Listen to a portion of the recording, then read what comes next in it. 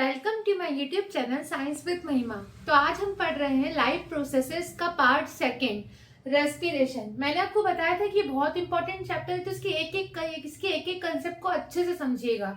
Nutrition part 1 में देखा था, उसमें अपन ने पढ़ा था कि फूड कैसे डाइजेस्ट हो रहा है। अब रेस्पिरेशन क्या होता है? रेस्पिरेशन ये होता है कि जो फूड अपन ने लिया है, जो फूड अपन ने टेक इन करा है बॉडी के अंदर, उससे अपन एनर्जी कैसे रिलीज करेंगे, उससे अपन एनर्जी कैसे ऑब्टेन करेंगे। तो ये पूरी प्रोसेस होती है रेस्पिरेशन की।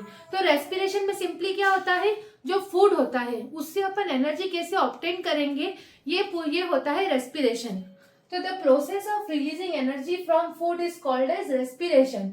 फूड से अपन एनर्जी कैसे ऑब्टेन करेंगे, इस प्रोसेस को क्या कहते हैं अपन? रेस्पिरेशन। अब जो मैं आपको जो इक्वेशन बता रही हूँ वो बहुत इंपॉर्टेंट इक्वेशन है, तो उसे ध्यान से समझिएगा।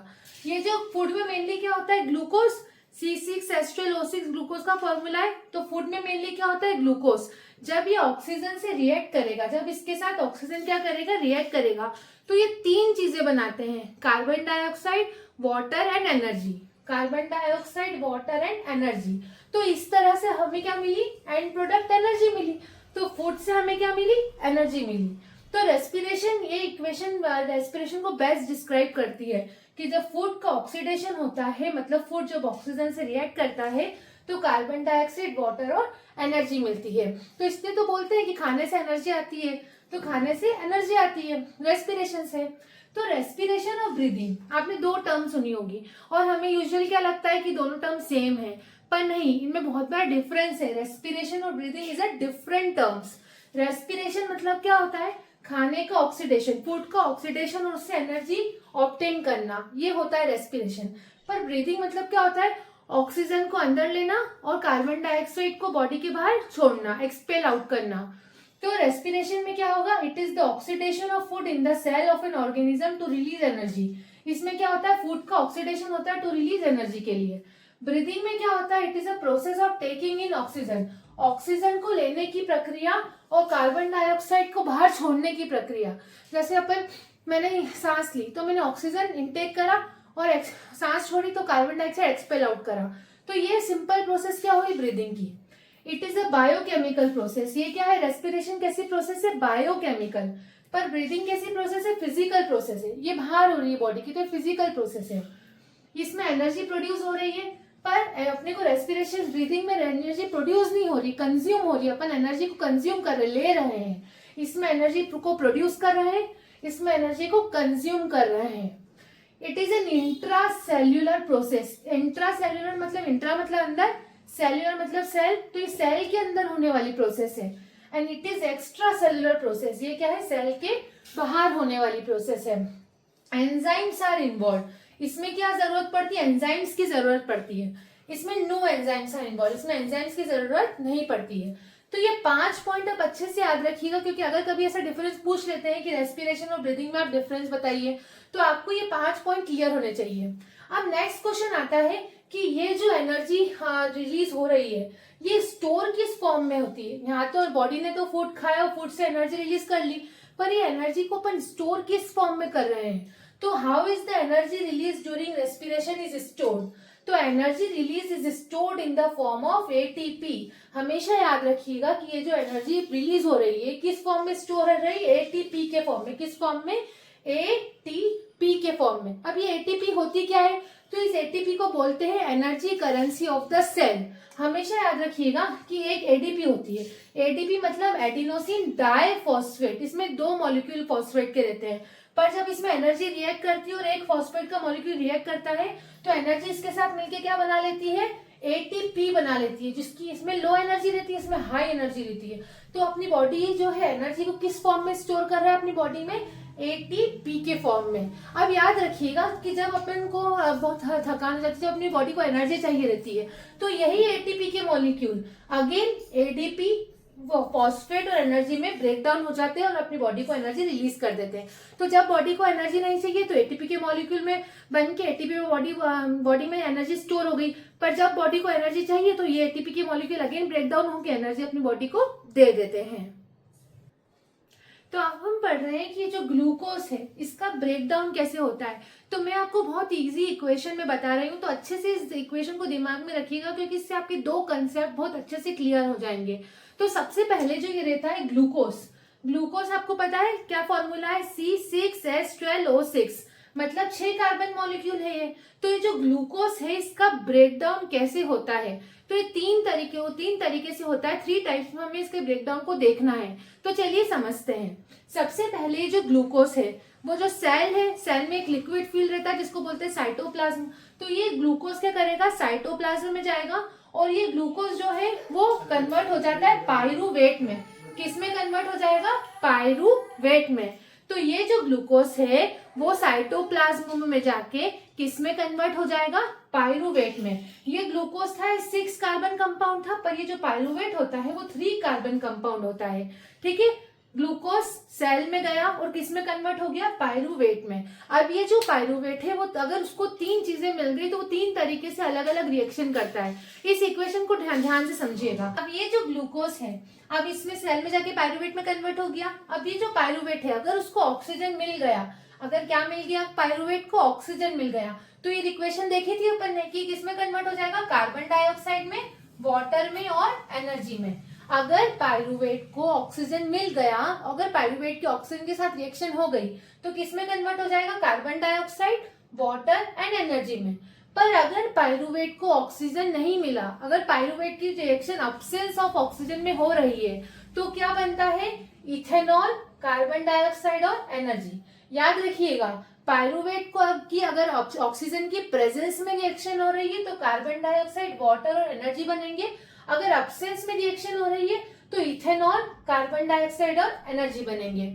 अब अपने को ऐसा होता है कभी कभी अपन बहुत तेज रनिंग कर ली, तो रनिंग कर लेते तो बॉडी को ऑक्सीजन की ज्यादा मात्रा चाहिए रहती है, पर ऑक्सीजन अपने से सांस हाँफने लग जाती है तो अपने को अपनी बॉडी में ऑक्सीजन कम हो जाता है, तो अपने को थकान हो जाती है एकदम। जैसे अपन ने अभी, मैं एक्सरसाइज बिल्कुल नहीं करती हूँ, अगर मैंने 2 दिन एक्सरसाइज कर ली तो मेरे पाँव में ऐसा बहुत दर्द आ जाएगा, लैग क्रैम्प्स हो जाएंगे। तो ये क्यों होते हैं, क्योंकि जो पायरूवेट है वो क्या करेगा, ऑक्सीजन इतना मिल नहीं पा रहा है उसको, लैक ऑफ ऑक्सीजन में उसकी रिएक्शन हो रही है, तो मेरी मसल की सेल में एक एसिड बन जाएगा जिसको बोलते हैं लैक्टिक एसिड। ये लैक्टिक एसिड बनने के कारण ही मुझे थकान होगी, मुझे लैग क्रैम्प्स होंगे या लैग में दर्द हो जाएगा। तो ये लैक्टिक एसिड क्या होता है, ऑक्सीजन जब कम होता है, लैक होता है, मतलब बहुत मिनिमम अमाउंट में रहेगा, तब अगर इसकी रिएक्शन होती है तो लैक्टिक एसिड और एनर्जी बनती है। अब ध्यान से सुनिएगा, ये जो ग्लूकोज है सेल में गया, पायरूवेट में कन्वर्ट हो गया, पायरूवेट में अगर इसको प्रेजेंस ऑफ ऑक्सीजन में रिएक्शन हुई तो कार्बन डाइऑक्साइड, वाटर, एनर्जी बनाए। ये वाली जो रिएक्शन है प्रेजेंस ऑफ ऑक्सीजन में होती है, ये माइटोकॉन्ड्रिया में होती है। कहाँ होती है, सेल के माइटोकॉन्ड्रिया में। पर ये जो अब्सेंस ऑफ ऑक्सीजन में जो रिएक्शन होती है जिसमें इथेनॉल, कार्बन डाइऑक्साइड, एनर्जी बनेंगे, ये ईस्ट में होती है। कहाँ होती है, ईस्ट में। और ये जो मसल में जो हो रही है, सेल मसल में रिएक्शन होती है जिसमें लैक्टिक एसिड और एनर्जी बनते हैं। तो ये आपको आई होप समझ में आ गया होगा। अब यहाँ पे मैं 2 टर्म आपको इंट्रोड्यूस करा रही हूँ, वो भी ध्यान से सुनिएगा। अगर कोई किसी की रिएक्शन प्रेजेंस ऑफ ऑक्सीजन में हो रही है, अगर ऑक्सीजन की प्रेजेंस है, तो इस टाइप की रेस्पिरेशन को बोलते हैं एरोबिक रेस्पिरेशन। क्या बोलेंगे, एरोबिक रेस्पिरेशन। अगर अब्सेंस ऑफ ऑक्सीजन में कोई रिएक्शन हो रही है तो इसको बोलेंगे एन एरोबिक रेस्पिरेशन। तो अगर ऑक्सीजन के प्रेजेंस में रेस्पिरेशन हो रहा है तो एरोबिक रेस्पिरेशन, अगर ऑक्सीजन के अब्सेंस में रेस्पिरेशन हो रहा है तो एन एरोबिक रेस्पिरेशन। आपको एग्जाम में इसके ऊपर डिफरेंस आता है, डिफरेंस लिखने को आता है, तो डिफरेंस के 5 पॉइंट अच्छे से समझिएगा और इससे आपको एरोबिक और एनारोबिक पूरा रिएक्शन कंप्लीट समझ में आ जाएगा। एरोबिक मतलब रिक्वायर ऑक्सीजन, इसको ऑक्सीजन की जरूरत पड़ेगी। एनारोबिक मतलब डज नॉट रिक्वायर ऑक्सीजन, इसमें ऑक्सीजन की नीड नहीं है। Second point, occur in cytoplasm and mitochondria. याद रखिएगा, ये जो एरोबिक रेस्पिरेशन है ये कहाँ होगा, साइटोप्लाज्म और माइटोकॉन्ड्रिया में। मैंने आपको बताया माइटोकॉन्ड्रिया में हो रहा है। और ये रिएक्शन एनारोबिक की कहाँ होगी, ये होगी सिर्फ साइटोप्लाज्म में। यहाँ पे क्या होता है, जो एनर्जी प्रोड्यूस होती है वहां पे बहुत high amount of energy produce होगी। एरोबिक में 38 एटीपी के मॉलिक्यूल प्रोड्यूस होते हैं, पर एनारोबिक में क्या होगा, सिर्फ 2 एटीपी मॉलिक्यूल ही प्रोड्यूस होंगे। यहाँ पे बहुत कम एनर्जी प्रोड्यूस होती है। यहाँ पे जो एनर्जी प्रोड्यूस होगी वहां पे उसमें क्या होगा, 38 एटीपी के मॉलिक्यूल प्रोड्यूस होंगे, पर यहाँ पे जो एनर्जी प्रोड्यूस होगी उनमें क्या होगा, सिर्फ 2 एटीपी के मॉलिक्यूल ही प्रोड्यूस होंगे। यहाँ पे complete break down of food होता है। ये जो एरोबिक है, एरोबिक रिएक्शन हो रही है, इसमें क्या होगा, फूड का कंप्लीट ब्रेक डाउन होगा। पर ये जो एनएरोबिक है, जो ऑब्सेंस ऑफ ऑक्सीजन में जो रिएक्शन हो रही है, इसमें incomplete break down of food होगा। फूड कंप्लीटली ब्रेक डाउन नहीं होता है। Complete break down of food and incomplete break down of food. इसमें जो एंड प्रोडक्ट क्या क्या बन रहा है, इसमें carbon dioxide, water and energy. Carbon dioxide, water and energy, इसमें एंड प्रोडक्ट क्या क्या बन रहा है। अगर ये ईस्ट में हो रही है तो इथेनॉल बनेगा, कार्बन डाइऑक्साइड बनेगा और एनर्जी बनेगी। पर अगर ये मसल सेल्स में हो रही है तो क्या बनेगा, लैक्टिक एसिड। तो आई होप आपको एरोबिक और एनारोबिक क्लियर हो जाएगा। ये 5 पॉइंट आप अच्छे से याद कर लीजिएगा क्योंकि एग्जाम में पूछे जाते हैं और इसका कंसेप्ट भी। तो अब हम पढ़ रहे हैं रेस्पिरेशन अलग अलग चीज़ों में, जैसे रेस्पिरेशन इन प्लांट्स देखेंगे, फिर रेस्पिरेशन यूनिसेलुलर ऑर्गेनिज्म में देखेंगे, फिर रेस्पिरेशन ह्यूमंस में देखेंगे और रेस्पिरेशन डिफरेंट ऑर्गेनिज्म में भी देखेंगे। सबसे पहले हम समझेंगे रेस्पिरेशन इन प्लांट्स। प्लांट्स में कैसे रेस्पिरेशन होता है, प्लांट्स में भी तो रेस्पिरेशन होता है ना। तो रेस्पिरेशन इन प्लांट समझते हैं। प्लांट्स में 3 चीजें होती है, एक होती है लीफ, स्टेम और रूट। तो प्लांट में लीफ, स्टेम और रूट तीनों से ही रेस्पिरेशन होता है। लीफ में क्या होता है, लीफ में एक चीज प्रेजेंट होती है प्लांट के, वो होती है स्टोमेटा। याद रखिएगा, प्लांट की लीफ में क्या होते हैं, स्टोमेटा होते हैं। ऐसे शेप के ऑर्गेनिज्म, ऐसे शेप के स्ट्रक्चर्स होते हैं। इनमें क्या होते हैं, ये यहाँ पर कोने कोने पर रहती है गार्ड सेल्स। क्या रहती है, गार्ड सेल्स। और बीच में रहता है स्टोमेटल पोर। ये क्या करती है, स्टोमेटा डिसाइड करेंगे कि गैस कौन से अंदर आएगी बाहर जाएगी। मतलब जो प्लांट में जो एक्सचेंज ऑफ गैसेस है, कार्बन डाइऑक्साइड और ऑक्सीजन का, वो लीफ में कौन कंट्रोल करता है, स्टोमेटा। तो याद रखिएगा। तो ये गार्ड सेल ओपन होती है, क्लोज होती है और स्टोमेटा को कंट्रोल करती है, और स्टोमेटा की ओपनिंग को कंट्रोल करती है। ठीक है, तो याद रखिएगा रेस्पिरेशन प्लांट लीफ में कैसा हो रहा है, लीफ में एक्सचेंज ऑफ गैसेस कैसे हो रही है, ऑक्सीजन कार्बन डाइऑक्साइड में, स्टोमेटा के थ्रू। सेकेंड आता है स्टेम। स्टेम में एक स्ट्रक्चर प्रेजेंट होता है जिसको बोलते हैं लेंटिसेल। स्टेम में लेंटिसेल्स होते हैं, वो ये मदद करते हैं एक्सचेंज ऑफ गैसेस में। थर्ड आता है रूट। रूट में कैसे होगा, तो रूट आपको पता है जमीन के अंदर रहती है जड़, तो उनमें होते हैं रूट हेयर, जो कि क्या करते हैं, ऑक्सीजन को एब्जॉर्ब कर लेते हैं और कार्बन डाइऑक्साइड को एक्सपेल आउट कर देते हैं। तो रूट में रूट हेयर के थ्रू होगा, स्टेम में लेंटिसेल्स के थ्रू होगा और लीफ में स्टोमेटा के थ्रू होगा। तो ये ऐसे प्लांट में ऐसे रेस्पिरेशन होता है, तीनों पार्ट में होता है, स्टेम, लीफ और रूट में। अब सेकेंड आता है एनिमल्स। एनिमल्स में भी अलग अलग एनिमल्स में अलग अलग ऑर्गन्स दे रखे हैं रेस्पिरेशन के लिए। फ्रॉग में जो होता है, उनकी मॉइस्ट स्किन बहुत मॉइस्ट रहती है, तो फ्रॉग में उनकी मॉइस्ट स्किन से भी होगा और लंग्स से भी होगा। ठीक है, तो फ्रॉग में आपको याद रखना है, फ्रॉग में लंग्स के थ्रू होगा और उनकी मॉइस्ट स्किन के थ्रू होगा। अर्थवॉर्म में याद रखना, अर्थवॉर्म में जो रेस्पिरेशन होता है वो उनकी स्किन के थ्रू होता है, उनमें कोई लंग्स वंग्स प्रेजेंट नहीं रहती, उनकी स्किन डायरेक्टली ऑक्सीजन और कार्बन डाइऑक्साइड के एक्सचेंज में मदद करती है। तो फ्रॉग में किससे होगा, फ्रॉग में मॉइस्ट स्किन और लंग्स की मदद से होगा। अर्थवॉर्म में स्किन की मदद से होगा। फिश में याद रखिएगा, फिश में एक स्पेशल ऑर्गन प्रेजेंट रहता है जिसको बोलते हैं गिल्स। जैसे अपनी ह्यूमन बॉडी में लंग्स है, लंग्स के थ्रू रेस्पिरेशन होता है, फिशेस में गिल्स प्रेजेंट रहती है। अर्थवॉर्म में स्किन के थ्रू होता है, याद रखिएगा, फिशेस में गिल्स। इंसेक्ट्स में होता है ट्रेकिया के थ्रू। इंसेक्ट्स में एक ऑर्गन रहता है रेस्पिरेशन के लिए जिसको बोलते हैं ट्रेकिया। क्या बोलेंगे, ट्रेकिया। मैमल्स में किसके, मैमल्स मतलब अपन ह्यूमन बींग्स भी मैमल्स में आते हैं, तो मैमल्स में लंग्स के थ्रू होता है। तो एक बार रिवाइज करते हैं, फ्रॉग में मॉइस्ट स्किन और लंग्स के थ्रू होगा, अर्थवॉर्म में स्किन के थ्रू होगा, फिश में गिल्स के थ्रू होगा, इंसेक्ट्स में ट्रेकिया के थ्रू होगा और मैमल्स में लंग्स के थ्रू होगा। अब नेक्स्ट देखते हैं यूनिसेलुलर ऑर्गेनिज्म। ह्यूमन बीइंग क्या मल्टी सेलुलर है, अपने पास मल्टी सेल्स है, बहुत सारी सेल्स है, पर यूनिसेलुलर मतलब जिन ऑर्गेनिज्म में एक ही सेल होती है। तो इसका एग्जांपल लेते हैं अमीबा। अमीबा में कैसे रेस्पिरेशन होता है, तो अमीबा में क्या होता है, अमीबा के आसपास एक मीडियम प्रेजेंट रहता है जिसको बोलते हैं वाटर। तो वाटर इसके ये डिफ्यूजन के थ्रू रेस्पिरेशन करेगा। डिफ्यूजन मतलब गैसेस का जो एक्सचेंज होता है, हायर मीडियम से गैसेस लोअर मीडियम में जाती है। तो इसमें क्या होगा, वाटर में ऑक्सीजन ज्यादा है, यहाँ हायर कंसेंट्रेशन है, तो जो वाटर का जो ऑक्सीजन है वो अमीबा के अंदर चले जाएगा और अमीबा का कार्बन डाइऑक्साइड एक्सपेल आउट हो जाएगा। तो अमीबा जो रेस्पिरेशन करता है, आपको सिर्फ इतना से याद रखना है कि अमीबा में क्या होगा, डिफ्यूजन के थ्रू रेस्पिरेशन होगा, ऑक्सीजन यहाँ से अंदर आ जाएगा डायरेक्टली और कार्बन डाइऑक्साइड बाहर चले जाएगा, carbon dioxide out and oxygen in amoeba. ठीक है, तो आप बात कर रहे हैं सबसे मेन टॉपिक की, इस रेस्पिरेटरी सिस्टम की, इस रेस्पिरेशन चैप्टर के सबसे मेन टॉपिक की, which is called as human respiratory system. Human में कैसे रेस्पिरेशन होता है, किस ऑर्गन में होता है, कैसे कैसे एयर पूरी एयर अंदर आती है और एयर एक्सपेल आउट होती है, ऑक्सीजन अंदर आता है, कार्बन डाइऑक्साइड एक्सपेल आउट होता है, कैसे क्या होता है। तो इस प्रोसेस, इस पूरे पार्ट में हम ये समझेंगे, तो इसे अच्छे से समझिएगा। सबसे पहले क्या होगा, सबसे पहले रेस्पिरेशन स्टार्ट होता है, ये डायग्राम है रेस्पिरेटरी सिस्टम का। सबसे पहले रेस्पिरेशन स्टार्ट होगा नोज से। कहाँ से स्टार्ट होगा? नोज से। नोज से एयर मैंने अंदर ली, एयर इन करी, तो एयर में मेनली क्या होता है, ऑक्सीजन अपन लेते हैं। तो सबसे पहले जो एयर है वो कहाँ आएगी? एयर जो होगी वो नोस्ट्रिल्स, ये जो नोज के जो होल्स होते हैं उसको बोलते हैं नोस्ट्रिल्स। क्या बोलेंगे?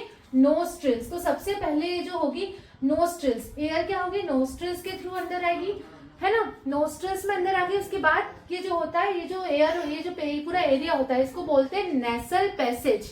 क्या बोलेंगे? Nasal passage. तो सबसे पहले एयर का अंदर है नोज में, नोज में सबसे पहले नोस्ट्रिल्स, फिर ये जो एरिया है पूरा, इसको बोलेंगे नेजल पैसेज। इसमें क्या होता है, नेजल पैसेज में छोटे छोटे हेयर्स होते हैं, फाइन हेयर्स होते हैं। अगर कोई 10 पार्टिकल अंदर एयर आ जाता है तो वो अपनी जो बॉडी उसको एक्सपेल आउट कर देती है, उसको अंदर नहीं लेती है, ठीक है। तो जो वो हेयर्स में क्या होगा, वो 10 पार्टिकल्स अटक जाता है। यहाँ पे क्या होते हैं, वो छोटे स्मॉल स्मॉल हेयर्स होते हैं, तो जो भी 10 पार्टिकल्स रहेगा वो क्या रहेगा, इन हेयर्स में स्टक हो जाएगा और वो अंदर बॉडी में एंटर नहीं होगा। तो सबसे पहले क्या होगा, नोज में नोस्ट्रिल्स में आई एयर, फिर नेसल पैसेज में आई। नेसल पैसेज के बाद एयर आती है नोज में आ गई, नोज में नोस्ट्रिल्स में आ गई, फिर इसमें कहाँ आ गई, नेसल पैसेज में आ गई। फिर एयर आती है यहाँ, एयर यहाँ से आई और यहाँ इसको बोलते हैं फेरिंग्स। मैंने आपको पार्ट 1 में भी बताया था कि फेरिंग्स क्या होता है। यहाँ अपनी 2 नलियां हैं, ऐसा समझिए आप। एक होती है फूड पाइप, एक होता है विंड पाइप। फूड पाइप को इसोफेगस बोलते हैं, वो डाइजेस्टिव सिस्टम का पार्ट है। विंड पाइप अगर अपने को यहाँ पढ़ना है, तो ये जो फूड पाइप और विंड पाइप जो होते हैं ना, वो कनेक्ट होते हैं यहाँ फेरिंग्स में। कहाँ? ये कॉमन पैसेज है। कॉमन पैसेज किसका है? फूड और एयर का है। तो फेरिंग्स में हवा आई, फिर फेरिंग्स में एयर आई, फिर फेरिंग्स के बाद कहाँ आई? लैरिंग्स। क्या कहाँ आई? लैरिंग्स। याद रखिएगा, लैरिंग्स को क्या बोला जाता है? लैरिंग्स को बोला जाता है साउंड बॉक्स। क्या बोला जाता है? साउंड बॉक्स, क्योंकि ये मेनली जो साउंड है उसके लिए रिस्पॉन्सिबल होता है। आपने देखा होगा यूजुअली जो बॉयज होते हैं उनकी जो आवाज होती है वो थोड़ी हैवी होती है, मतलब उनमें क्या होती है, थोड़ी भारी आवाज होती है। तो वो क्यों होती है? क्योंकि जो लैरिंग्स है वो मैन में क्या होती है, मैन के लैरिंग्स में एक स्ट्रक्चर होता है जिसको बोलते हैं एडम्स एप्पल। क्या बोलेंगे? Adam's apple. तो वो प्रेजेंस होने, उसके प्रेजेंस के कारण जो मैन की जो आवाज रहती है थोड़ी भारी रहती है, और फीमेल की आवाज क्या रहेगी, थोड़ी सी सॉफ्ट और थिन रहेगी, मतलब पतली रहेगी आवाज उनकी। तो फिर एयर आई सबसे पहले नोस्ट्रिल्स में, नोस्ट्रिल्स से आई नेजल पैसेज में, नेजल पैसेज से आई फेरिंग्स में, फेरिंग्स से आई larynx which is also called as sound box. ये साउंड के लिए रिस्पॉन्सिबल है। फिर लैरिंग्स के बाद एक जो एयर होती है वैसे ट्यूब में आती है। इस ट्यूब को क्या बोलेंगे? इस ट्यूब को बोलते हैं ट्रेकिया। इस पाइप का नाम है, इसका ट्रेकिया का अनदर नेम है विंड पाइप। क्या नाम है? Wind pipe. ट्रेकिया को दूसरा नाम क्या है? Wind pipe. ट्रेकिया में क्या होते हैं, ये ऐसे रिंग्स होती है बहुत सारी, क्या होती है, ऐसे सी शेप रिंग्स होती है। तो ऐसे रिंग्स क्यों बनाई, ऐसे रिंग्स क्यों होती है अपनी बॉडी में? ये रिंग्स क्या करती है, जैसे ट्रेकिया में अंदर एयर मैंने इन करी, तो फिर ट्रेकिया में इन होके लंग्स में चली गई एयर। तो अब ऐसा नहीं हो कि जो ट्रेकिया में से सारी एयर अगर खत्म हो तो ट्रेकिया एकदम कोलैप्स हो जाए, पूरा सिकुड़ जाए। तो इसको बचाने के लिए अपने ट्रेकिया में क्या होती है, ऐसे रिंग्स होती है जो कि ट्रेकिया को, स्ट्रक्चर को मेंटेन करके रखती है। इस रिंग को बोलते हैं, इस रिंग का नाम है cartilaginous rings. Cartilaginous rings, cartilaginous rings is present in trachea. ये जो सी शेप रिंग्स है कहाँ प्रेजेंट होती है? ट्रेकिया में प्रेजेंट होती है। फिर ट्रेकिया में एयर आ गई। फिर ये जो ट्रेकिया है ये 2 पार्ट में डिवाइड होता है। कितने पार्ट में डिवाइड होगा? 2 पार्ट में। तो ये जो 2 पार्ट में डिवाइड होगा, ये जो पार्ट है एक एक पार्ट, इसको सिंगल पार्ट को बोलेंगे ब्रोंकाई।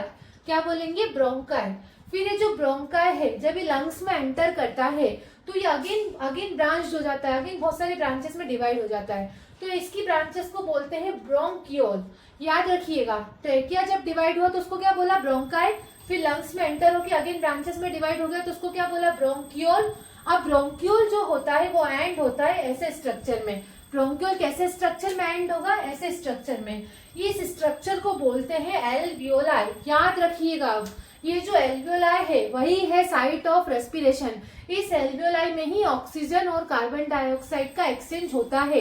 इस ये एल्वियोलाई में क्या हुआ, सबसे पहले जो ऑक्सीजन था वो कहाँ से आया? नोस्ट्रिल से नेजल पैसेज में, नेजल पैसेज में आया, फिर फेरिंग्स में आया, फिर लैरिंग्स में आया, फिर ट्रैकिया में आया, फिर ट्रैकिया के बाद ब्रोंकाई में आया, फिर ब्रोंकियाई डिवाइड हुए ब्रोंकियोल में, फिर ब्रोंकियोल के बाद किस में आए? एल्वियोलाई में। एल्वियोलाई में क्या होता है? अब एल्वियोलाई में क्या होगा?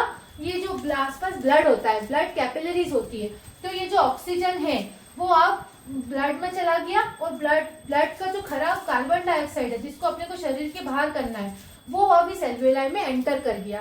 अब क्या हुआ? अपन ने तो मेन काम कर लिया कि ऑक्सीजन क्या हुआ, अपनी ब्लड तक पहुंच गई और ब्लड से कार्बन डाइऑक्साइड आ गई। अब उल्टा काम शुरू होगा। अब क्या करना है? अपने को कार्बन डाइऑक्साइड को बाहर निकालना है। तो अब जो एयर है वो एल्वियोलाई से फिर जाएगी ब्रोंकियोल में, फिर जाएगी ब्रोंकाई में, फिर जाएगी ट्रेकिया में, फिर जाएगी लैरिंग्स में, फिर जाएगी फेरिंग्स में, फिर जाएगी नेजल पैसेज में और इस नोज के थ्रू एयर बाहर निकल जाएगी। समझ में आया आपको? ऑक्सीजन कैसे अंदर हुआ, कार्बन डाइऑक्साइड कैसे बाहर हुआ।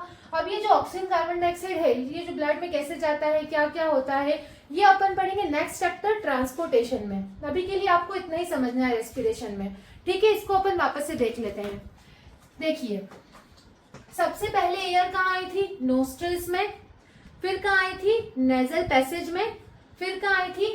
फेरिंग्स में, फिर कहाँ आई थी? लैरिंग्स में, फिर कहाँ आई थी? ट्रैकिया में, फिर ब्रोंकाई में, फिर ब्रोंकियोल में और फिर लंग्स में, एल्वियोलाई में। ये चीज आप अच्छे से याद रखिएगा। नोस्ट्रिल्स, नोस्ट्रिल्स के बाद नेजल पैसेज, नेजल पैसेज के बाद pharynx which is also known as common passage, फिर इसके बाद लैरिंग्स, इसको बोलते हैं साउंड बॉक्स, फिर उसके बाद ट्रेकिया में, ट्रेकिया में रिंग्स होती है जिसको बोलते हैं कार्टिलेजिनस रिंग्स। ट्रेकिया के बाद आई ब्रोंकाई में, ब्रोंकाई के बाद आई ब्रोंकियोल में, ब्रोंकियोल के बाद एल्वियोलाई में आई। एल्वियोलाई में क्या हुआ? ऑक्सीजन ब्लड में चली गई और कार्बन डाइऑक्साइड ब्लड से एल्वियोलाई में आ गई। फिर अब जो एयर को बाहर निकालना रहेगा तो उल्टी प्रोसेस होगी।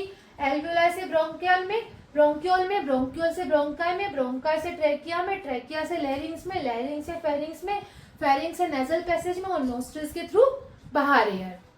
आई होप आपको ये ह्यूमन रेस्पिरेटरी सिस्टम समझ में आया होगा। अगर आपको समझ में आए तो please like, share and subscribe. Thank you. और इसके नेक्स्ट पार्ट में हम पढ़ेंगे ट्रांसपोर्टेशन। Thanks for watching.